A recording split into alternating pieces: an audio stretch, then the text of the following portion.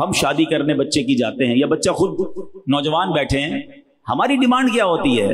लड़की कैसी हो?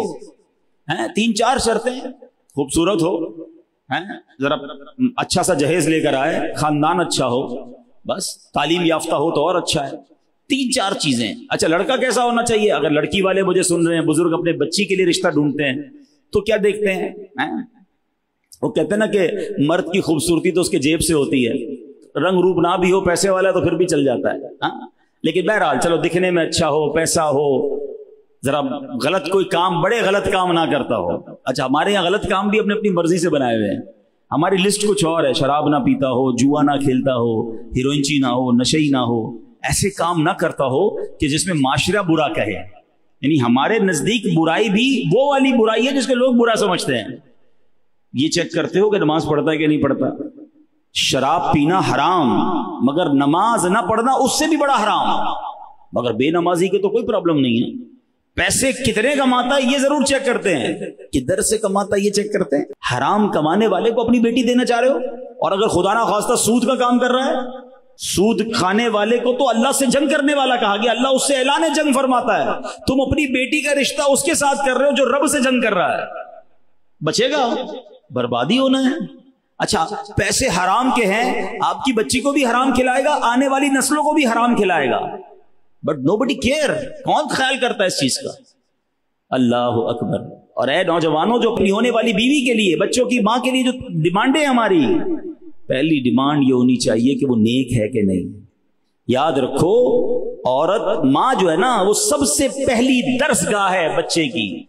अगर मां का अकीदा ही दुरुस्त नहीं है, वो औरत जो है बाअमली नहीं है, नमाजी नहीं है, नेक नहीं है। आपको पता है गौसे पाक जब पहले दिन मदरसे में गए, कारी साहब ने कहा पढ़ो बिस्मिल्लाहिर्रहमानिर्रहीम। गौसे आजम ने 18 पारे ज़बानी सुना दिए। पहले तो कारी साहब हैरान हो गए, फिर कहा और 19वां भी पढ़ो, का इतना ही याद है? किधर से याद करके आए? पहले दिन मदरसे में आए हो? कहते बात ये, मेरी माँ हाफिजा 18 पारों की थी, मैं माँ के पेट में था, माँ कुरान पढ़ती थी, मैंने माँ के पेट में ही 18 पारे याद कर लिए। ठीक है, ये उनकी करामत है, ये बात याद रखिएगा। अगर माँ नेक है तो बच्चे पर उसका असर आएगा। आपको पता है खातून जन्नत बीबी फातिमा इमाम हसन और इमाम हुसैन को जब दूध पिलाती थी और झूला देती थी तो क्या करती थी? तिलावत कुरान करती थी। हैं, अब बताओ ना कैसी औलाद मिली। तो सबसे पहला ये फॉर्मूला अगर आज समझ आ जाए ना, यकीन करें है बड़ी गहरी लाइन, आज इस लाइन को याद कर लो। अपनी बच्ची के लिए रिश्ता ढूंढना हो या अपने बेटे के लिए रिश्ता ढूंढना हो, या खुद लड़का सोच रहा है कि मैंने कहाँ शादी करनी है, या मेरी बहन अगर कोई सोच रही है, शादी उससे करना जो अल्लाह को राजी करने वाली जिंदगी गुजार रहा हो। जो रब को राजी करेगा अल्लाह उसको भी राजी कर देगा। उससे शादी मत करना या उधर रिश्ता मत करना जो अल्लाह को नाराज कर रहा है, क्योंकि अगर रब नाराज है ना तो लाइफ बर्बाद हो जानी है। एक लाइन में मैंने आपको सब बता दिया। अब रब को राजी नमाजी करता है, बेनमाजी नहीं करता। रब को राजी हलाल कमाने वाला करता है, हराम कमाने वाला नहीं करता। रब को राजी पर्दा करने वाली खातून करती है, बेपर्दा नहीं करती। अरे जिसका अकीदा ही सहाबा अहले बैत या औलिया किराम के बारे में दुरुस्त नहीं, वो शादी क्यों करनी है?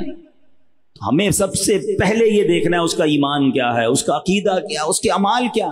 पैसा तो आनी जानी शे है। आपने नहीं देखा कई वाकयात ऐसे होते, मालदार घर में बच्ची देते, थोड़े दिनों बाद वो कंगाल हो जाता है, होता है, कारोबार तबाह हो गया।